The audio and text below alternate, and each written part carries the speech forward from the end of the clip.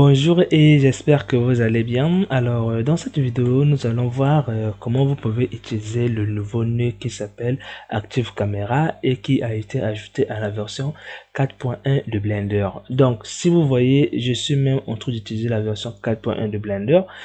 Et donc, vous avez le lien en description si vous voulez télécharger cette version.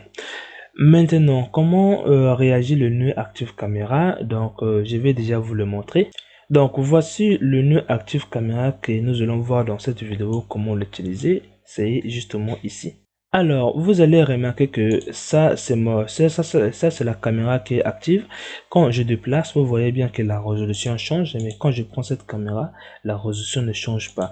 Donc cela peut vous permettre, au cas où je veux passer sur cette caméra là, quand je viens ici et que je clique sur ce bouton là, vous voyez bien que ça change. Mais si je viens encore sur cette caméra là, je passe sur lui, ça va aussi changer. Donc à chaque caméra où je me trouve, ça va influencer mon objet. Alors nous allons créer directement un nouveau projet pour commencer notre Geometry Node. Alors une fois que nous sommes ici, je vais passer directement en Geometry Node. Maintenant que nous sommes en Geometry Node, on va cliquer sur New et on va supprimer cet objet. On va utiliser à la place une sphère et on va faire Merge by Distance pour régler la résolution.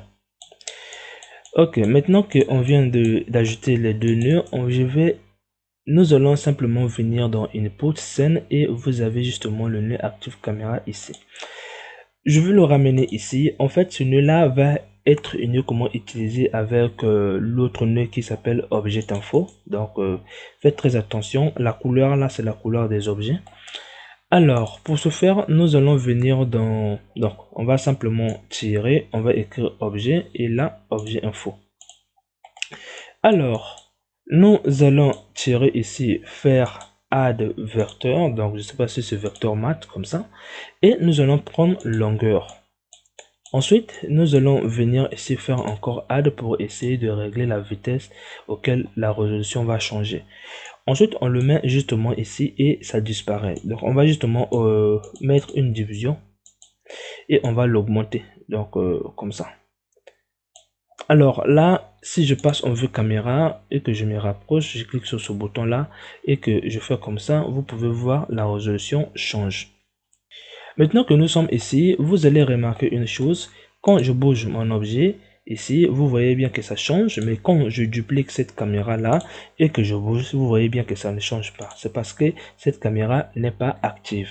Donc j'espère que vous avez au moins compris comment utiliser ce nouveau nœud qui s'appelle Active Camera. On se retrouve à la prochaine vidéo.